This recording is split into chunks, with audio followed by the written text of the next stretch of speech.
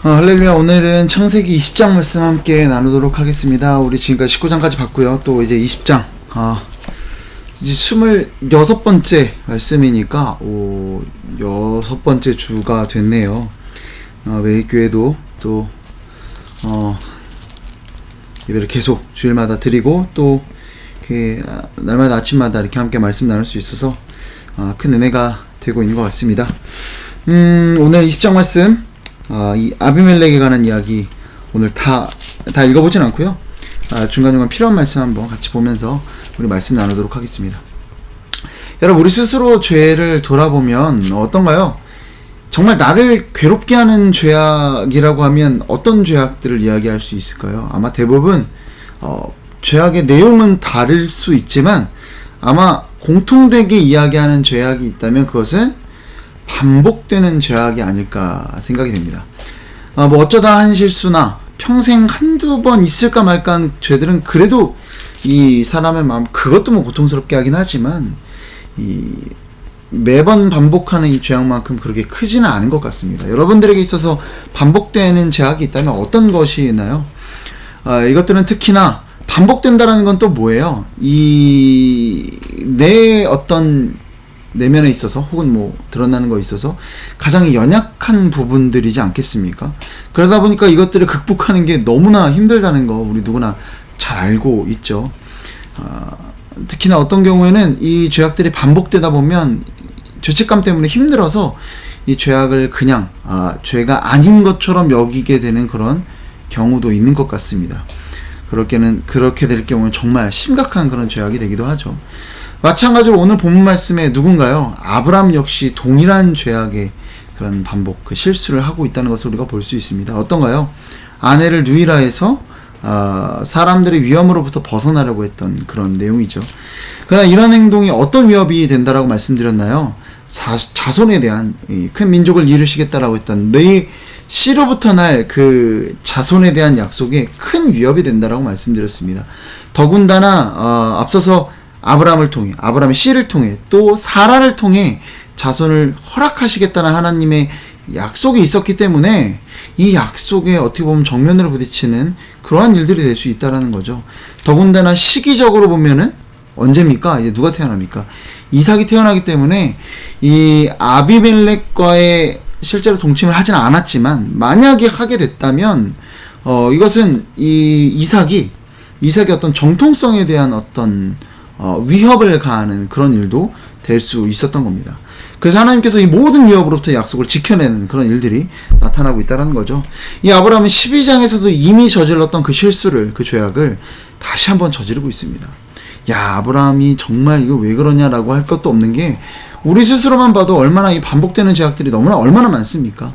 이것들을 생각해 볼 때 오늘 말씀이 단순히 아브라함만의 죄악이 아니라 우리 모두에게 이렇게 늘상 일어나고 있는 죄악의 일부분이다라는 것을 생각하고 오늘 말씀을 함께 살펴보면 좋겠습니다. 이 12장의 애굽에서의 일들과 굉장히 비슷하게 유사하게 이루어지고 있는 일들이지만 둘 사이에는 분명한 차이점들이 있습니다. 먼저는 어떤가요? 여기는 애굽 왕이었다면 여기는 그라랑 아비멜렉이라는 사람이 등장을 합니다. 그리고 뿐만 아니라 참 특이하게도 오늘 이 하나님께서 그 꿈에 나타나시는데 누구의 꿈에 나타나시나요? 우리 생각이라면 당연히 이 아브라함의 꿈에 나타나셔서 경고하시고 다시 말씀에 순종하기로 이렇게 이끌어가셔야 될 것 같은데 그런 게 아니라 누구의 꿈에 나타나세요? 아비멜렉의 꿈에 현몽하셔서 나타나셔서 그리고 이 아비멜렉으로 하여금 이 사라를 다시 보내고 이 모든 것들을 조정하는 일들의 역할을 이 아비멜렉이 하게끔 그렇게 하고 있더라는 것입니다. 그리고 오늘 본문 말씀을 쭉 보다 보면은요, 이거 누가 하나님의 백성인가, 누가 의로운 자인가 하는 의문마저도 듭니다. 어떻습니까? 오늘 말씀을 보면 누가 더 의로워 보이고 선해 보이나요? 네, 아비멜렉이 더 선해 보이고 있더라는 것이죠. 그리고 뿐만 아니라 오늘 말씀이 오늘 20장 앞에 말씀이 어떤 말씀이 등장하고 있나요? 19장 소돔과 고모라 성에 대한 심판의 말씀이 등장을 하죠. 이 얘기는 뭐냐면 이 소돔과 고모라 성의 심판과 또 이 이방 민족인 아비멜렉에 대한 그가 죄를 짓지 않게 하나님께서 보호하시는, 물론 아브라함의 약속을, 언약을 보호하시는 어떤 측면도 있지만 아비멜렉의 그 나라를 보호하시는 측면에서 보았을 때 하나님의 심판의 정당성, 그러니까 하나님이 아무나 심판하시는 것이 아니다라는 그 심판의 정당성을 확보하는, 그런 보여주는 본문으로서의 역할도 19, 20장을 이렇게 연달아 표현함을 통해서 하나님의 심판의 정당성도 그렇게 나타내고 있다는 것을 우리가 기억하시면 또 좋을 것 같습니다. 어쨌든 다시 본문으로 돌아가서 하나님께서 누구의 꿈에 나타나셨다고요? 이 아비멜렉의 꿈에 나타나셔서 사라를 데려간 일로 말미암아 죽을 것이라고 경고하십니다. 자, 그렇게 경고하시니까 아비멜렉이 어떻게 하나요? 하나님을 두려워하지 않는 자였다면 뭐야 웬 개꿈이야 이러고 그냥 끝내버렸겠죠. 그러나 아비멜렉이 어떻게 합니까? 하나님께 구하는데 그녀가 결혼을 한 여자인 줄도 몰랐고, 왜? 아브라함이 속였으니까. 오늘 본문 말씀 보시면 2절에 그의 아내 사라를 자기 누이라고 했습니다. 그러니까 아비멜렉이 데려갈 수 있었다라는 거죠. 그리고 또 아직 그녀와 동침하지 않았습니다. 이런 자신의 무죄함을 호소하며 이런 의로운 백성을 심판하지 말아달라고 하나님께 간구합니다. 그러니까 하나님께서도 뭐라고 말씀하시나요? 6절 말씀입니다. 제가 읽어드릴게요. 하나님 꿈에 또 그에게 이르시되 네가 온전한 마음으로 이렇게 한 줄을 나도 알았으므로 너를 막아 내게 범죄하지 아니하게 하였나니 여인에게 가까이 하지 못하게 함이 이 때문이다 라고 말씀하십니다. 여러분, 그러니까 이 아비멜렉이요 이 사라와 동침하지 않았는데 그게 그냥 아비멜렉의 의지였다기보다 뭐예요? 여인에게 가까이 하지 못하게 어떤 일이 있었던 거예요. 그리고 나중에 보면 어떤 병 때문에 출산하지 못하고 태가 닫혀 있었던 그런 상황이 아비멜렉에게 있었다라는 것을 알 수 있습니다. 아비멜렉과 그 가족이. 그러니까 이 사라를 데리고 나서 이후에 어떤 일들, 어떤 몸에 나타난 어떤 일들이, 병들이 있었고, 이로 인해서 실질적으로 이 아비멜렉은 사라와 동침할 수 없었던 그런 일들이 있었던 겁니다. 어떻게 보면 하나님께서 이 하나님의 약속을 온전히 지켜나가고 계시고 있다라는 겁니다. 어찌되었든 하나님께서 이 아비멜렉이 무죄하다라는 것, 온전했다라는 것을 보고 그러하여금 죄를 짓지 않게 그렇게 잘 보호하셨다라고 그렇게 이야기하십니다. 그의 무죄함에 근거한 호소가 틀리지 않았다고 하나님도 확인해주고 계시다라는 겁니다. 여러분, 뿐만 아니라 아비멜렉은 이 일을 그냥 조용히 덮고 끝내던가요? 그렇지 않죠. 어떻게 합니까? 그의 모든 종들을 불러 이 모든 일들을 들려줍니다. 어떤 의도였을까요? 여러분, 어찌 보면은요, 이 자기 수치가 될 만한 일일 수도 있습니다. 물론 소돔과 고모라처럼 어떤 성적으로 문란하고 모든 것들이 다 자유롭게 행해졌던 그런 성이었다면 이게 수치가 되지 않았겠죠. 그런데 오늘 이 아비멜렉이 무엇이 죄고 무엇이 죄가 아닌지에 대해서 이렇게 이야기하는 걸로 봐서는 그는 이 결혼한 여자와, 그러니까 남의 여자와의 동침이 그것이 죄악이다라는 것을 알고 있었습니다. 그러니까 자기 수치가 될 만한 일들임에도 불구하고 그는 이 자신의 종들에게 밝히고 있다라는 거예요. 그것도 이른 아침에. 뭘까요? 빨리 하나님이 말씀하신 것을 처리하는 의도고, 뿐만 아니라 자신의 어떤 백성들, 자신의 어떤 권속 아래에 있는 사람들로 하여금 이 죄를 경계할 것을 그들로 하여금 알게 하려고, 그래서 지금 이것들을 알려주고 있다는 겁니다. 여러분, 우리도 그렇죠. 정말 중요한 죄악들, 중요한 문제들이 있다면 이것들이 자신들의 가족과 사람들에게 알려서 이러한 죄들을 하나님께서 우리에게 보여주셨는데 다시는 우리가 죄를 짓지 않아야 된다, 이런 죄를 우리가 경계해야 된다라고 그렇게 알려주는 것들이 필요하다는 겁니다. 그것을 지금 오늘 이 아비멜렉은 하고 있다는 것입니다. 여러분, 이것을요 4절 말씀에 보면 아비멜렉의 태도를 보면 더 명확해지는데요. 4절 말씀 보면 이렇게 기록하고 있습니다. 읽어드리겠습니다. 아비멜렉이 그 여인을 가까이 하지 아니하였으므로 그가 대답하되 주여 주께서 의로운 백성도 멸하시나이까. 아멘. 그러니까 왕인 자신의 죄악이 누구를 멸한다는가? 자기만 멸하는 게 아니라 의로운 백성. 그러니까 그 왕으로서 자신의 죄가 온 백성에 끼친 영향이다라는 것을 우리로 치면 연대 책임이라고 해야 될까요? 그런 것들을, 이 죄의 원리나 이런 것들을 그가 알고 있다라는 겁니다. 그러니까 무관하지 않다라는 거죠. 자신의 죄와 백성들 간에서. 그래서 그는 자신의 백성들에게도 이 죄악에 대해서 알려주고 있다는 것을 우리가 알 수 있습니다. 여러분 한번 생각해 보시기 바랍니다. 아비멜렉이 진짜 정말로 자신의 백성들이 이러한 성적 타락을 겪는 것을 원치 않았던 겁니다. 소돔의 성적 범죄를 한번 생각해 보시기 바랍니다. 집단 윤간이 있었죠. 집단 강간, 그리고 동성애 등 이런 것들을 전혀 죄로 여기고 있지 않았죠. 그런 소돔과 비교했을 때 아비멜렉은 어떻습니까? 결혼한 여자와의 성관계라든지 혹은 결혼 유무를 몰랐지 않았습니까? 몰랐으더라도 그런 여인과 동침하는 것조차도 큰 죄가 될 수 있다는 것을 알고 있었던 나라가 이 나라였다는 겁니다. 여러분, 이것이 당시 아비멜렉의 나라와 소돔 사이에 얼마나 큰 도덕적 간극이 있었는지를 우리에게 그렇게 보여주고 있는 것입니다. 여러분, 그렇다면 이 아비멜렉이 그렇게 하나님 앞에서 의롭고 심판받을 만한 그런 존재가 아니었다는 것을 보여주고 있다면, 그렇다면 이 아브라함의 모습은 어떨지 한번 살펴봤으면 좋겠습니다. 여러분, 일단 아브라함 어떻습니까? 그는 아내를 이번에 누이라고 이야기했습니다. 11절에 보시면 이렇게 되어 있어요. 그날 땅에 하나님이 두려워하지 않아 자신의 아내로 인해 자신을 죽일까 생각하였다라고 합니다.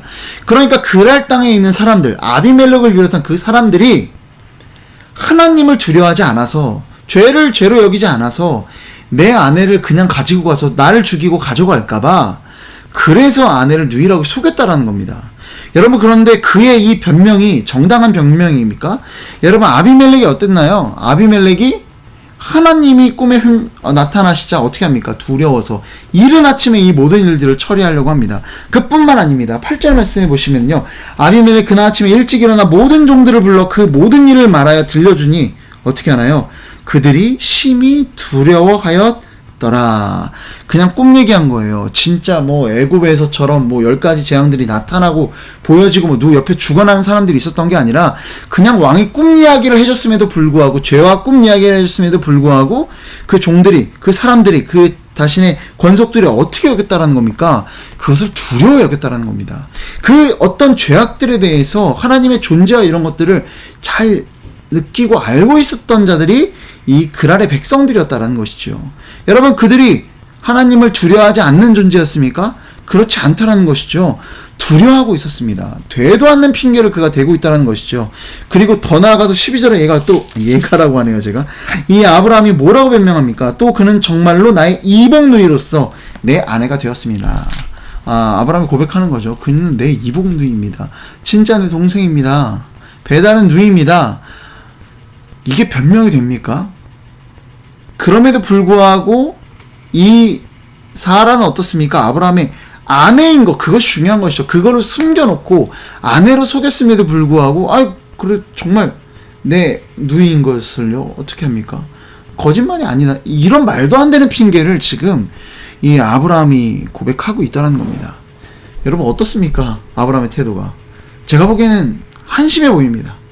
여러분, 진짜로요, 아비멜렉도 이것에 대해서 한심하게 여겼던 것 같습니다. 16절 말씀해 보시면은요, 이 사라의 수치를 가려주기 위해서, 그가 정당했다라는 것, 그가 어떤 문제도 없다는 것을 알려주기 위해서 은 1000개를 보내주는데요. 그런데 16절 말씀 보면 이렇게 기록하고 있습니다. 사라에게 이르되 내가 은 1000개를 네 오라비에게 주어서 그곳으로 너와 함께한 여러 사람 앞에서 네 수치를 가리게 하였노니 네 일이 다 해결되었느니라. 아멘. 뭐라고 이야기합니까? 은 1000개를 준대 네 오라비에게 주어서라고 이야기합니다. 뭐요? 오라비. 네 남편이 아니라 오라비라고 이야기합니다. 뭐예요? 누가 얘기했어요? 그렇게 아브라함이 이야기했죠. 비꼬고 있는 겁니다. 탐탁치 않게 여기고, 이것을 그냥 어떻게 보면은 아브라함의 이런 변명에 대해서 이 아비멜렉도 굉장히 어떻게 하나님의 백성이라는 사람이 이럴 수 있을까라는 그런 생각으로 그렇게 이야기했는지도 모르겠습니다. 여러분, 객관적으로 누가 나은 사람입니까? 하나님의 백성이라는 아브라함과 이방의 왕인 아비멜렉 사이에서 여러분은 누가 더 나은 사람처럼 여겨지나요? 오늘 본문 말씀을 보면은요, 누가 봐도 아비멜렉이라는 것을 우리는 알 수 있습니다. 사라의 명예를 지켜주는 것도요, 여러분, 그 명예를 위험에 빠뜨린 건 아브라함이죠. 반면에 명예를 지켜주는 것은 아비멜렉이었습니다. 물론 하나님이 하셨지만 아비멜렉이 일들을 하더라는 거예요. 뿐만 아니라 하나님의 뜻에 순종하는 건 역시 아비멜렉이더라는 것입니다. 여러분, 그리고 하나님께서도 그의 무죄함에 대해서 확인시켜 주고 계시더라는 것이죠. 여러분, 그런데 하나님이 오늘 이 아브라함을 어떻게 생각하고 있는지를 한번 살펴봤으면 좋겠습니다. 여러분, 제가 지난 금요일 날 말씀이 롯이나 롯의 아내나 똑같다. 그러나 하나님의 전적인 은혜로 롯을 택하셨다. 우리를 택하셨다. 그 구원의 전적인 은혜와 이 압도적인 은혜 앞에 우리는 감사하며 살아야 한다라고 말씀드렸죠. 여러분, 그런데 하나님께서 택한 백성인 아브라함을 어떻게 여기고 계신지를 우리가 오늘 또한 생각해 봤으면 좋겠습니다. 7절 말씀입니다.